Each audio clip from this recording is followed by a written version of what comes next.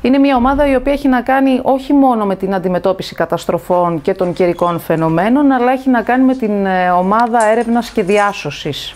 Τι θα σήμαινε για σας αν είχατε χάσει έναν δικό σας άνθρωπο και μετά από 10 χρόνια τον βρίσκατε?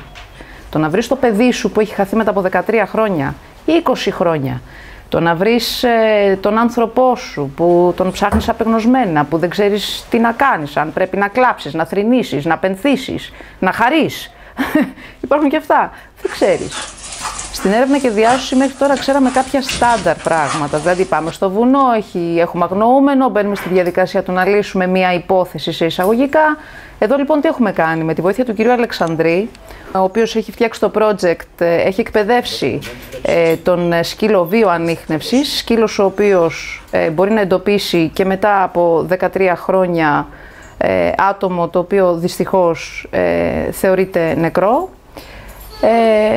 Μπήκαμε λοιπόν στη διαδικασία με κάποια σκυλιά που διαθέτει η ομάδα, όμοια με τα σκυλιά που εκπαιδεύει ο κύριος Αλεξανδρής, να εκπαιδεύσει τα σκυλιά μας και να μας μάθει τον τρόπο που πρέπει να τα διαχειριζόμαστε σε περίπτωση μιας υπόθεσης που θα μας έχει ανατεθεί από τον πολίτη που υπάρχει και το πρόβλημα. Πανευρωπαϊκά δεν υπάρχουν πολλά σκυλιά τέτοιας εκπαίδευσης. Όχι, είναι στο σύνολο 20. Και είμαστε πάρα πολύ τυχεροί που έχουμε έρθει σε επικοινωνία με αυτόν τον άνθρωπο, διότι είναι ο άνθρωπος ο οποίος μπορεί να μας δείξει ακριβώς τι πρέπει να κάνουμε και τον τρόπο που θα πρέπει να λειτουργήσουμε με ένα τέτοιο σκύλο. Ξέρετε, αυτοί οι σκύλοι δεν είναι οι σκύλοι που έχουμε στα σπίτια μας και κάνουμε την αποθεραπεία μας, αν θέλετε, ψυχικά και ψυχολογικά. Είναι ιδιαίτεροι, ιδιόμορφοι σκύλοι, σκύλοι οι οποίοι πρέπει με συγκεκριμένο τρόπο να λειτουργείς, διότι είναι απαιτητικοί. Όπως και εμείς έχουμε την απέτηση από αυτούς να φέρουν εις πέρας ένα συμβάν, έτσι και αυτή είναι απαιτητική από τους χειριστές.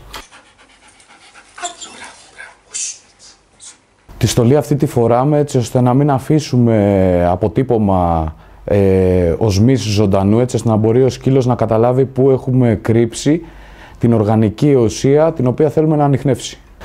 Η δουλειά τους και η αποστολή τους είναι να μπορούν να εντοπίσουν οργανικό υλικό ανθρώπινο το οποίο υπάρχει σε μια τοποθεσία, έτσι ώστε να γίνει εντοπισμός κάποιου αγνοούμενου, του οποίου μπορεί η εξαφάνιση να είναι έως και 13 χρόνια μετά.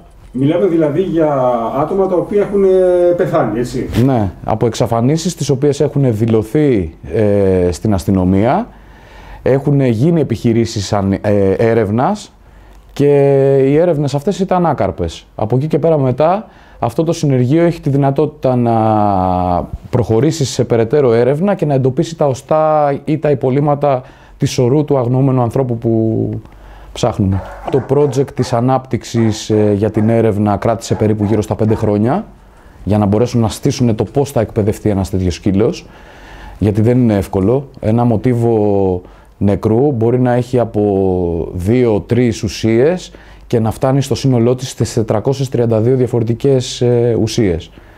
Επομένως, κάθισε, έβγαλε όλα τα πρωτόκολλα, το πώς μπορεί να εκπαιδευτεί για να περάσουμε όσο το δυνατόν περισσότερα μοτίβο στο μυαλό του σκύλου. Και από εκεί και πέρα μετά στη συνέχεια του πήρε 2,5 χρόνια για να μπορέσει να το τελειοποιήσει. Έχει επιτυχίες, συγκεκριμένα στο Αλεποχώρι Αττικής, στο οποίο εντοπίστηκε νεκρό άτομο σε προχωρημένη σύψη 76 μέρες μετά το θάνατό του. Εντόπισε διαμελισμένη γυναίκα 18 κομμάτια σε κάποια τοποθεσία στην Πελοπόννησο. Δυστυχώς δεν μπορούμε να πούμε παραπάνω.